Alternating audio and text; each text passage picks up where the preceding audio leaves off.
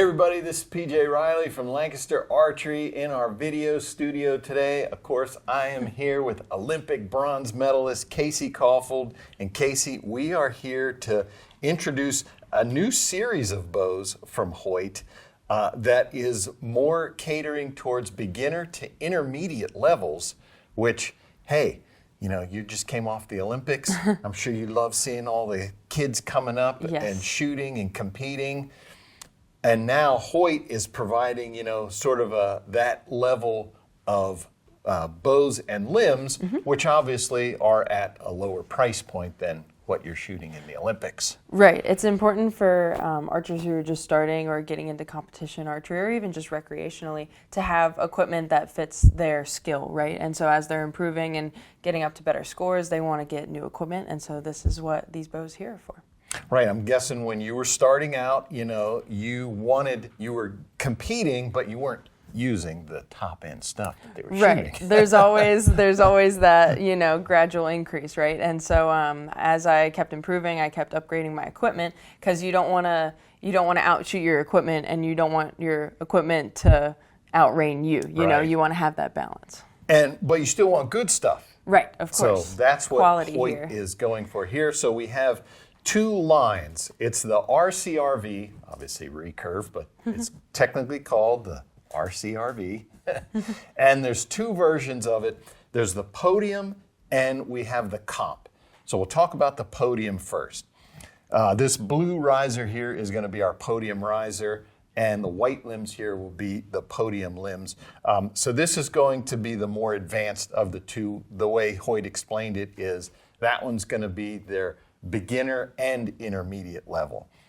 So first, Casey, we'll talk about the riser here. Yes. That is a 25-inch handle, and it's going to be, Hoyt uses Grand Prix. The rest of the world calls it ILF. It's the same connection, international limb fitting. That refers to how it connects there.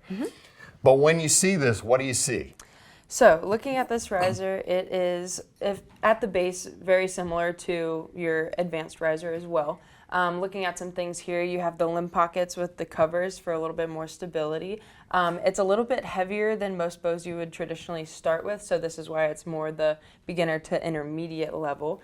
And so, of course, the ILF limbs, or Grand Prix as they call it, will fit into this pocket as well as any other ILF limb or pocket. And so it's very versatile as you want to switch out limb weights and such. It does have a limb adjustment system there. Why is that important? So for when you're tuning your bow, you want to make sure everything is lined up. So here they have the adjustments on the side, and you'll string your bow up, you'll put limb alignment gauges on the limbs, and then you can adjust that back and forth to make sure your bow is really straight and will give you the best tune. Which I'm guessing that's critical versus if you didn't have that adjustment system there, then you're kind of stuck with however the limb goes in. True. So this gives you the best fit for your tune and your shooting. So Casey, the grip, tell us about that grip there. So this here is the standard Hoyt grip. A lot of people when they're starting out just keep this grip on as they, you know, get a little bit more body awareness of how they want to grip their bow. But it also has these nice screws here where you can take it off and put a different grip on. If you say like a higher angle or a lower angle or a little bit more of a square or round grip, you can change that out as you like. So this one is more of a high wrist, it looks like to me. It's kind of lifting your hand up. Yeah, I'd say it's about, I have pretty big palms, so I would say for me it's medium. Okay. But yeah, definitely depending on personal preference and the size of your hand. A lot of kids when they're starting out like a lower grip because they have those smaller hands, it's easier to handle a little bit. But then as they, you know, get more in tune with how they grip the bow and everything like that, you can change it up and customize it. And we do have connections for everything you need. Run through all the accessories that you would put on there. Yep, so there are the holes here for your rest and plunger. This makes it so you can fit any size plunger or any rest on there, whether you would want to use the Hoyt one or use something else. It'll just stick on the front there, and then the plunger will screw in the back. You also have mounts for a clicker if you shoot a clicker mounted on your bow, as well as a sight mount for when you put a sight on there, or if you choose to shoot bare bow, that can just be there as well. And then holes for weights if you want to add extra weights either on the top or the bottom, and a hole for a stabilizer here.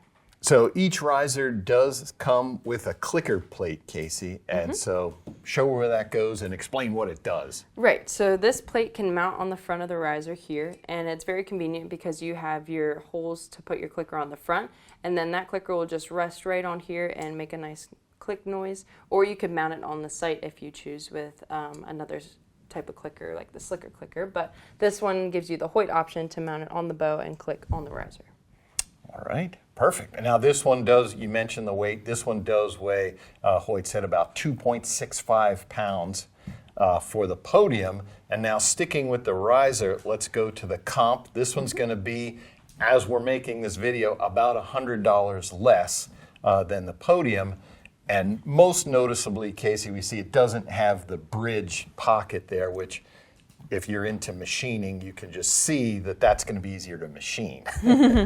Yes, so this is a little bit less than the Podium we have here, Yep. but it is still a great riser for people starting out. It is a little bit lighter, so people who haven't built up that strength yet can still handle it well.